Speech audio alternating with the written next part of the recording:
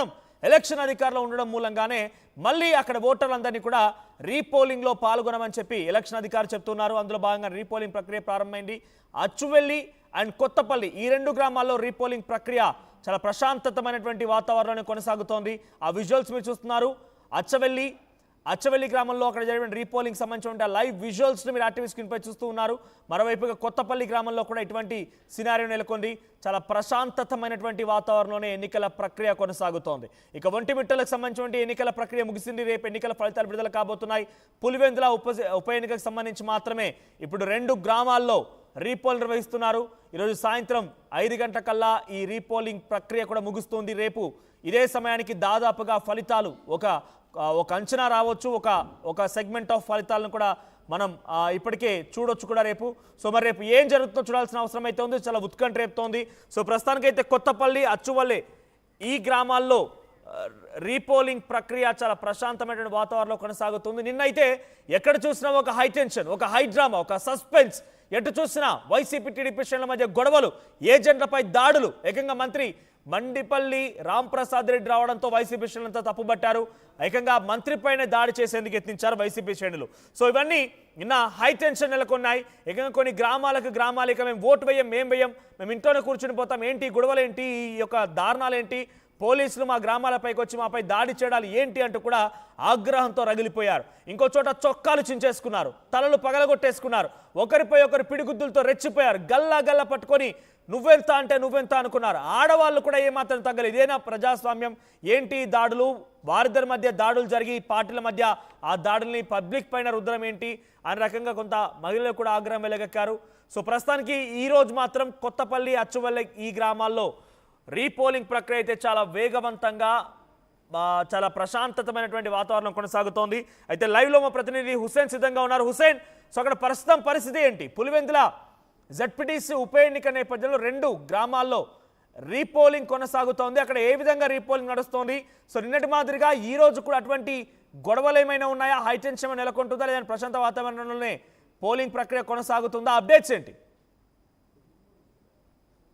Right Hussain, so మీరున్న చోట ఎటువంటి ప్రక్రియ కొనసాగుతోంది? ఈ 2 గ్రామాల్లో ఎటువంటి పోలింగ్ నిర్వహిస్తున్నారు? నిన్నటి మాదిరిగానే హైటెన్షన్ ఉందా ఏమైనా? మనోజ్, పులివెందుల రీపోలింగ్ నేపథ్యంలో ఈ కొత్తపల్లె, అదేవిధంగా అచ్చపల్లి ప్రధానంగా 3వ పోలింగ్ సెంటర్, 14వ పోలింగ్ సెంటర్లో రీపోలింగ్ ప్రక్రియ ప్రశాంతంగా కొనసాగుతుంది. అయితే గంటన్నర ఆలస్యంగా రీపోలింగ్ స్టార్ట్ అయినటువంటి ప్రక్రియ కొనసాగుతుంది. ఎందుకంటే నిన్న అనుకోకుండా రాత్రికే రీపోలింగ్ ప్రకటించారు ఎన్నికల కమిషన్. ఆ నేపథ్యంలోనే ఈ కొత్తపల్లెలోనూ అదేవిధంగా అచ్చవెల్లిలోనూ రీపోలింగ్ ప్రక్రియ ఆలస్యంగా స్టార్ట్ అయింది. అచ్చవెల్లిలో 10 గంటలకు ప్రారంభమైంది.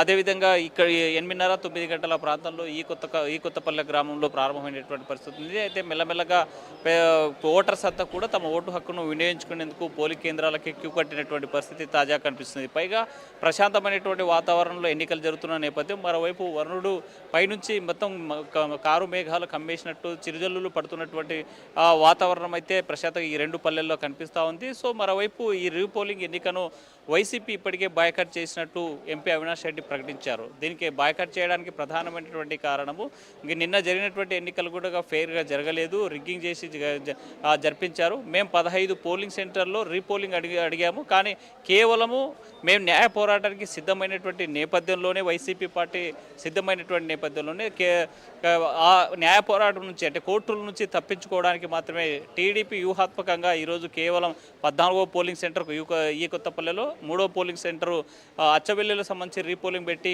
దీన్ని అనిపించాలని చూస్తూ ఉన్నారు. అయితే దీన్ని పూర్తి స్థాయిలో మేము వ్యతిరేకిస్తున్నామని చెప్పి వైసీపీ పార్టీ ఇప్పటికే ప్రకటించినటువంటి పరిస్థితి. అయితే దీంట్లో కౌంటర్గా తాజాగా ఇప్పుడే మంత్రి సబితాతో పాటు మాజీ మంత్రి ఆదినారాయణ కూడా మాట్లాడడం జరిగింది. వాళ్ళు ఒకటే చెప్తున్నారు, మొదటి నుంచి కూడా ప్రజాస్వామ్యబద్ధంగా ఆ కూటమి ప్రభుత్వం ఎన్నికలు నిర్వహించేందుకు ఫ్రీ ఎలక్షన్ నడుపుతున్నాము. అయితే వైసీపీ పార్టీ అలాంటి ఎప్పుడు కూడా, అంటే గత 30 సంవత్సరాల నుంచి పులివెందులో అలాంటి వాతావరణం కొనసాగలేదు. మరి ఈ ఫ్రీ ఎలక్షన్ జరగకపోతే, ప్రజాస్వామ్య వాతావరణంలో ఎలక్షన్ జరగకపోతే 11 మంది నామినేషన్ వేసేటువంటి అవకాశం ఉంటుందా? లేకపోతే ఇన్ని రోజుల పాటు గ్రామాన్ని తిరిగి అభ్యర్థులంతా కూడా నామినేషన్ ప్రచారం చేసుకునేటువంటి అవకాశం ఉంటుందా? లేకపోతే నిన్న జరిగినటువంటి ఎన్నికలు కూడా ప్రశాంత వాతావరణంలో జరిగేటువంటి ఛాన్స్ ఇచ్చేవాళ్ళం కాదు. మేము ప్రజాస్వామ్యయుతంగా ప్రజలను మొబిలైజ్ చేసి ప్రజలను అవగాహన తెప్పించి 30 ఏళ్ల నుంచి జరుగుతున్నటువంటి ఈ వైఎస్ఆర్ కుటుంబం కబంధ హస్తాల్లో పులివెందుల ఉంది. ప్రజలు కూడా భయభ్రాంతులకు గురయ్యేటువంటి పరిస్థితి నుంచి వాళ్ళని చైతన్యవంతం చేశాం. కాబట్టే నిన్నటి జరిగినటువంటి ఎలక్షన్లో కూడా పెద్ద ఎత్తున 81% పోలింగ్ పర్సెంటేజ్ నమోదైన పరిస్థితి పులివెందులు ఉంటే 75% పోలింగ్ పర్సెంటేజ్ ఒంటిమిట్టలో పోలైనటువంటి పరిస్థితి. సో ఇక్కడ జరుగుతున్నటువంటి ఎలక్షన్స్ కేవలము వైసీపీ పార్టీ భయపడింది. వైసీపీ పార్టీ పారిపోయి రీపోలింగ్ నుంచి తప్పించుకోవడానికే ఈరోజు బహిష్కరిస్తున్నట్టు ప్రకటన చేశారు.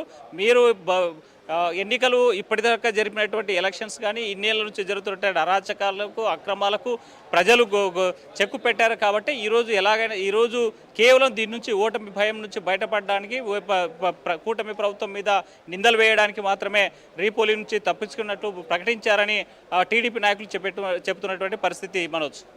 రైట్ హుసేన్, అంటే ప్రస్తుతానికి వైసీపీ ఎందుకు కంప్లీట్గా బాయ్కాట్ చేయాల్సి వస్తుంది? అంటే ఓటమి అంచుల్లో ఉన్నామిక ఓడిపోవడం గ్యారంటీ అనే రకంగా బయటికి వైదొలుగుతోంది, ఈ రకంగా డ్రామాలు ఆడుతుంది అనేది టీడీపీ వర్షన్గా ఉంది. సో అక్కడ నిజంగా పబ్లిక్ కూడా అదే భావిస్తున్నారా? వైసీపీ పని అయిపోయినట్టనేక పులివెందులలో ఒక రాజకీయ చరిత్ర సృష్టించిందా టీడీపీ? మనోజ్, వైసీపీ పార్టీ ఎన్నికల నుంచి రీపోలింగ్ నుంచి తప్పించుకోవడానికి ఒకటే కారణం చెప్తుంది. నిన్న జరిగినటువంటి ఎలక్షన్ ఎక్కడ కూడా ప్రశాంతమైనటువంటి వాతావరణం జరగలేదు. వైసీపీకి సంబంధించినటువంటి ఏజెంట్లను కనీసం పోలింగ్ స్టేషన్లో కూర్చోబెట్టలేదు. ఎలక్షన్కి వచ్చేటువంటి ఓటర్లంతా కూడా ప్రజాస్వామ్యబద్ధంగా వాళ్ళంతా వచ్చిన వాళ్ళు కాదు. ఇతర ప్రాంతాల నుంచి వందల సంఖ్యలో ఒక్కొక్క పోలింగ్ సెంటర్ దగ్గర చేర్చారు. వీరంతా కూడా రిగ్గింగ్ చేశారు. 15 పోలింగ్ సెంటర్స్లో, అంటే పులివెందుల జెడ్పీటీసీ ఉప ఎన్నిక జరిగేటువంటి 15 పోలింగ్ సెంటర్స్లో రీపోలింగ్కి మేము అడిగాము. ఇక్కడ ప్రజాస్వామ్యం దెబ్బతిరింది, ప్రజాస్వామ్యం కూనేయింది, క్షుద్ర రాజకీయానికి తెరలేపింది కూటమి పార్టీ అని చెప్పి నిన్నటి రోజున జగన్మోహన్ రెడ్డి కూడా మాట్లాడినటువంటి పరిస్థితి, ట్వీట్ చేసినటువంటి పరిస్థితి ఉంది. సో ఇక్కడ ప్రజాస్వామ్యం లేదు, ప్రజాస్వామ్యబద్ధంగా జరగలేదు, క్షుద్ర రాజకీయానికి తెరదీశారు. కాబట్టే రీపోలింగ్ మళ్ళీ జరపాలి, మేము దానికోసమే కోర్టుకు వెళ్తాం, న్యాయ వ్యవస్థను ఆశ్రయిస్తామని వైసీపీ ప్రకటించింది. ఆ నేపథ్యంలోనే టీడీపీ కూడా వ్యూహాత్మకంగా కేవలం దీని నుంచి బయటపడేందుకు 2 సెంటర్స్, అంటే ఈ కొత్తపల్లె అచ్చవెల్లికి సంబంధించినటువంటి ఈ పోలింగ్ కేంద్రాల్లో రీపోలింగ్ పెట్టి న్యాయ పోరాటం చేస్తున్నటువంటి వైసీపీ పార్టీకి చెక్కు పెట్టేలాగా, కేవలం దీని నుంచి న్యాయస్థానం నుంచి తప్పించుకునేలాగా ఇలా వ్యూహంగా చేస్తుందే తప్ప ఫ్రీ ఎలక్షన్ కాదు అని వైసీపీ పార్టీ ఇప్పటికే ప్రకటించినటువంటి పరిస్థితి. అందులో భాగంగానే ఓటర్లు ఈ రీపోలింగ్ని కూడా బహిష్కరించినటువంటి పరిస్థితి అయితే తాజాగా కనిపిస్తుంది Manoj. Right, thank you Hussain. So మొత్తం మీద పులివెందుల జెడ్పీటీసీ ఉప ఎన్నికలకు సంబంధించిన నేపథ్యంలో అచ్చవెల్లి అండ్ కొత్తపల్లి గ్రామాలకు సంబంధించి రీపోలింగ్ కొనసాగుతోంది. దీంట్లో వైసీపీ కంప్లీట్గా 15 ప్రాంతాల్లో కూడా మళ్ళీ రీపోల్ నిర్వహిస్తేనే కంప్లీట్ పులివెందుల జెడ్పీటీసీ ఉప ఎన్నికను మొత్తాన్ని కూడా మళ్ళీ 0 నుంచి కండక్ట్ చేసి తప్ప మేము పోలింగ్లో పాల్గొనమని చెప్పి ప్రస్తుతానికి బహిష్కరించారు. పోలింగ్లో వైసీపీ శ్రేణులు పాల్గొనడం లేదు. వైసీపీ తరఫున అక్కడ ఓట్లు కూడా దాదాపుగా పడకుండా ఉండిపోతున్నాయండి. ఎందుకంటే వైసీపీ శ్రేణులే బహిష్కరించారంటే ఇక ఓట్లడ పడతాయి వాళ్ళకి. కంప్లీట్గా వారంతా కూడా ఒక డ్రామాలు ఆడుతున్నారు అనే రకంగా వాళ్ళు మాట్లాడుతున్నారు అని చెప్పి టీడీపీ మాట్లాడుతోంది. రాజకీయంగా వాళ్ళు ఓడిపోయారు కాబట్టే ఈ రకమైనటువంటి ఒక సిచ్యువేషన్ తీసుకొస్తున్నారు, డ్రామాలకు పాల్పడుతున్నారు అనేది టీడీపీ వర్షన్గా కనబడుతోంది. ఏదేమైనా వైసీపీ మాత్రం కంప్లీట్గా బహిష్కరించింది. వైసీపీ ఇప్పుడు 2 రీపోలింగ్ సెంటర్ దగ్గర మాత్రం కంప్లీట్గా మేము బహిష్కరిస్తున్నామని చెప్తోంది. సో మీ అభిప్రాయం ఏంటి? జెడ్పీటీసీ ఉప ఎన్నికల్లో గెలుపొందేదెవరు? మీ అభిప్రాయాన్ని కామెంట్ చేయండి.